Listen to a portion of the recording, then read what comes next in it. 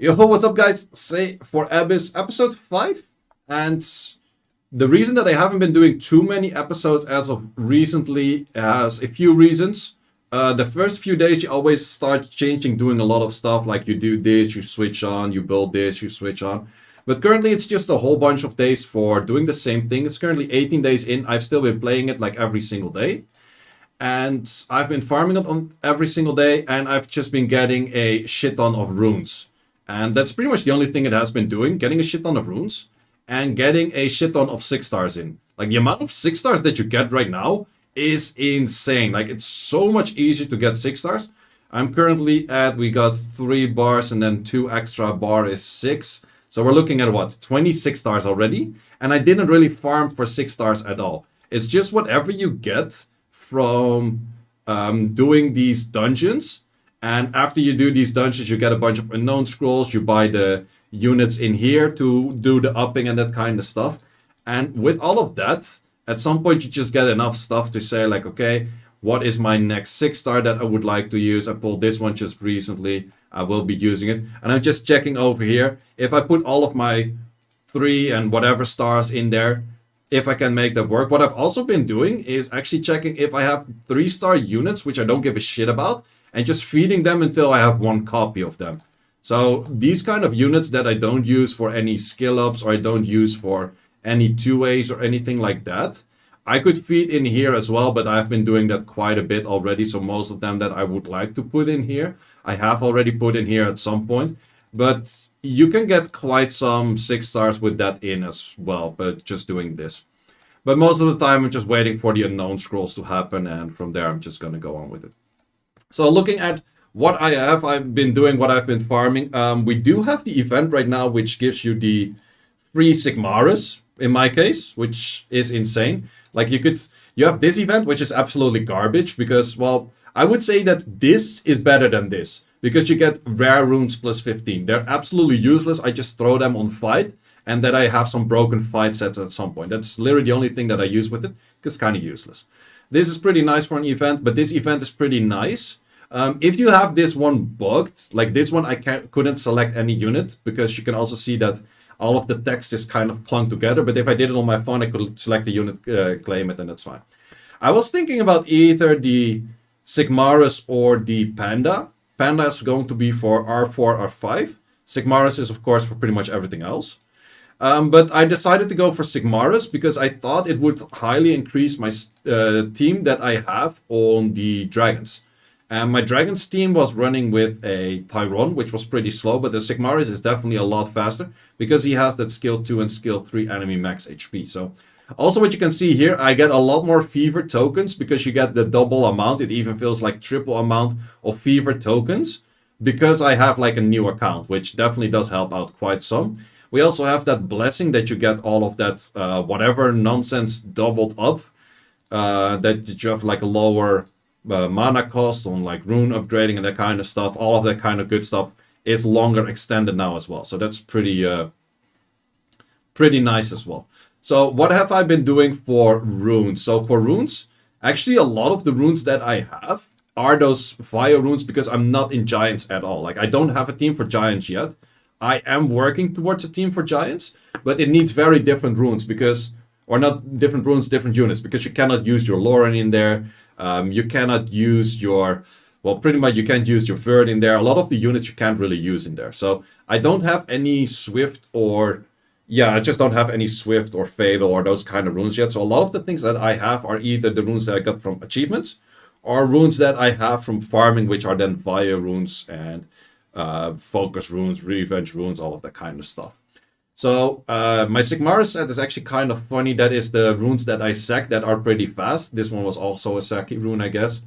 But we have a pretty fast set on him for crit rate, crit damage, and that's just to speed him up. And we don't really need too much attack on him because most of the scaling comes from these 2 skills anyways. And I started skilling him as well because I think he will be used towards my first Giants team for quite a while as well. You might say that's maybe a little bit of a waste of a skill ups, but I think he's worth it. I skilled up this guy fully, I skilled up you fully, and I think those are the only, I one skill up in you, which is also pretty nice. But yeah, I think Sigmaris is definitely worth scaling up. I didn't start scaling up this thing at all. I didn't start scaling up this thing at all. Continuing on runes, this one is a Vio set. So this is pretty much where you see like some of those Vio runes already coming in. Like I have some with just high crit rate and that kind of stuff. I have to farm a little bit more artifacts. I can farm artifact dungeon a little bit better right now than I could in the past. So I could do, like, most of these units have artifacts, but they just have white artifacts with pretty much just for the base stat. But I could farm a little bit higher artifact dungeon to maybe get like something along like damage on fire, or like if I just add damage on fire on this one and damage on fire on this one, I would highly improve my dungeon teams already. So I should definitely try to farm a little bit of those. I should probably check to maybe, should I go for an early Zinc 2A? Because I'm kind of debating right now, who should I 2A? I am thinking about 2Aing, or I'm working on 2Aing Shannon, because I think Shannon plus Sigmaris plus Veromos plus probably, like, I would probably still say Belladon plus 1 would be a pretty strong team for Giants. Like a first Giants team could be those four plus a Belladon. I don't have Belladon yet. I still have to work on that one actually. But that could be a pretty first Giants team to work with. But I could also go for an early Zinc. And with Zinc, it's pretty easy to farm SF. And with SF, I could probably just do an SF team of like these two or these three plus a Zinc plus something else. I don't really need to explode the dots because the boss will take fast turns anyway. So probably if I go for these 4 plus a Zinc, I probably already have like a pretty solid SF team. And I think SF is more interesting than PC on early game. Because PC is just adding that little bit extra crit damage, but that's very much amplifying how much attack you have and that kind of stuff already, which I don't have too much, whereas the left artifact is just straight up damage increase. So I would definitely say I'm gonna have to farm some SF in that. Besides that, yeah, all of the runes that we kind of see everywhere for all of those units. Like this is still that Swift set didn't switch this one to Vio yet, but a lot of them they have like this is 100 Vio set. This is 125 Vio. I think this is my faster Vio set that I have, but I don't have any grinds on them yet. I started doing the achievements towards R3, R4, and I do think that I can clear R3 by myself already. R4 is too difficult. So I could be farming a little bit of R3 to just get like a few speed grinds in to therefore just improve my account by quite a bit. But I already have kind of a bit of a team idea for that. But let's actually end this run after this and just check at that. For TOA, I didn't clear the second month of TOA yet. I've been kind of lazy, but I have to manual from this position on, which I'll probably do later on stream right here.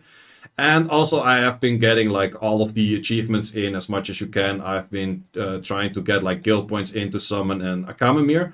Akamamir would be very nice for first Giants team, but didn't pull it. I pulled a Teshar, but Teshar is actually very nice for your first R5 team. And because Teshar has the Awakened lead, which I think is still one of the stronger leads in R5. Or not Teshar, Thessarion, sorry. But yeah, I've been saying so much Teshar today, it's Thessarion, it's close. Strange Thessarion, or Strange Teshar. Thessarion, so Thessarion for the lead, which is pretty nice. And he also does a little bit extra damage from harmful effects anyway, so. Thessarion definitely helps out for that. If I were to pull a Theomars also helps for the crit rate lead. And if I pull an Akamamir, it helps for Giants. So definitely getting all of those things in for your, for a new beginner account to get as many of those Ifrits is definitely very good right now. Because it's just very much simple to, get that in. Yeah, we do have this unit being buffed as well. So she might be interesting as well for doing quite some damage. And her S3 is not bad as well. So Miying might be interesting as well. But I don't want to use too many non-free-to-play units. I will be using a few. She is insanely good in R5 or in raids in general. So let's look at my current R5 team. Well, it's not R5, it's just raid team.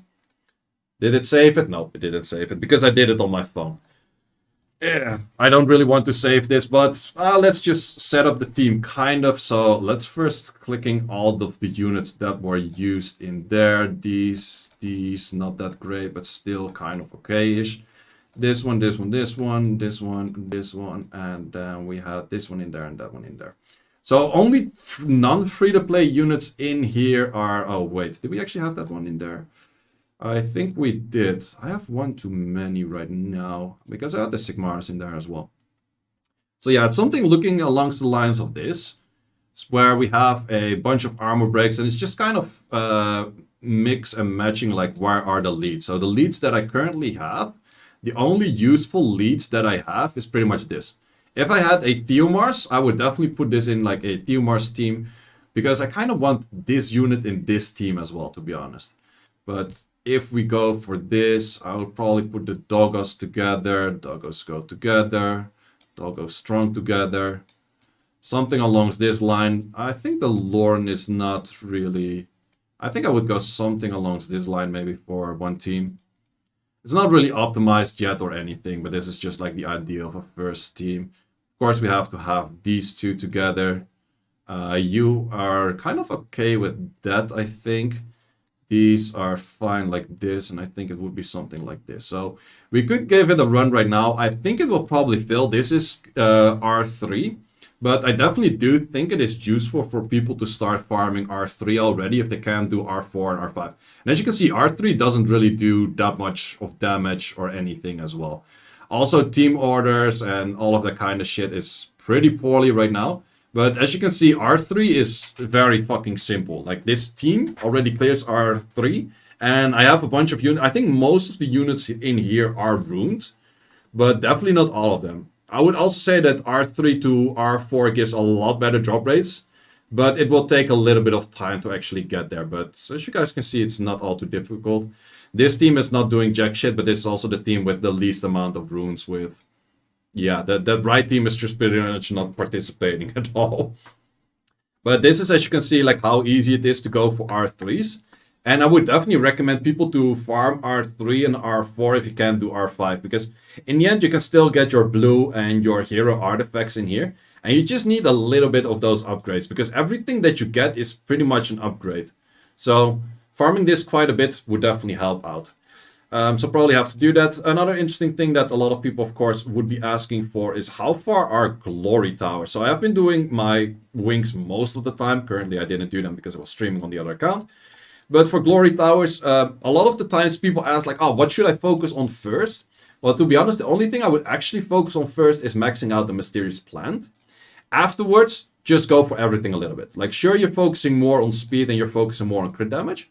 But I wouldn't super hard focus saying like, okay, I'm gonna full max out this speed one before I do anything else. Because we have, this one is 420, haha. But we could buy like pretty much 3 upgrades of guard for that I could buy for just upgrading this one. But for what helps me a lot in the dungeons right now to speed up, because I'm surviving, I don't need really more defense or more HP. For R4, I would definitely need it though. But just getting these in definitely helps me for the normal dungeons. But getting R4 in, probably I would have to get a bunch more of these. So that's also just kind of what I'm upgrading. Just upgrading whatever is cheap. That's kind of thing. What's cheap, what's useful, and then going for that. And of course, we have that new event with the booster fever thingy going on. Which, of course, you're first gonna get... oh, this also shows like the benefit is applied. How much... do we get extra from that? Quite some. Okay, wait, why does it close the whole thing? That's unnecessary. But yeah, we have the benefits applied. Of course, the first thing you want to do is always this. On Vaio, of course. Then we buy all of those rehab things. I don't really have too much rehab targets. I have some for Vaio right now, but I don't really have those yet, or those specifically. But I would have to be farming pretty much all dungeons a little bit before the end of the event, because otherwise I just don't have rehab targets. Then these two, it's pretty rare. Someone did the math earlier and posted it here in chat, but it takes quite a while to actually get the good material or the good ones from this. So I wouldn't really focus on this all too much. And that's why you just go straight into Glory Tower upping. And this is just super nice to add in extra levels on this, because you don't get these points super fast, but it definitely does add up to use those points for that. So, and then afterwards, I would probably get a lot of those. Like either those or these. Like these are both pretty good. Around 700 tokens for one Vaio speed grind. Legendary? That's... I think it's... I think he said like one Vio grind was 700. And then one Vio grind specifically was like 3k. So it takes quite a while for that. But you also have like a lot of... you do have a lot of days to actually get all of these things in. But the main thing that I've been doing on this account is just brain dead farming dragons.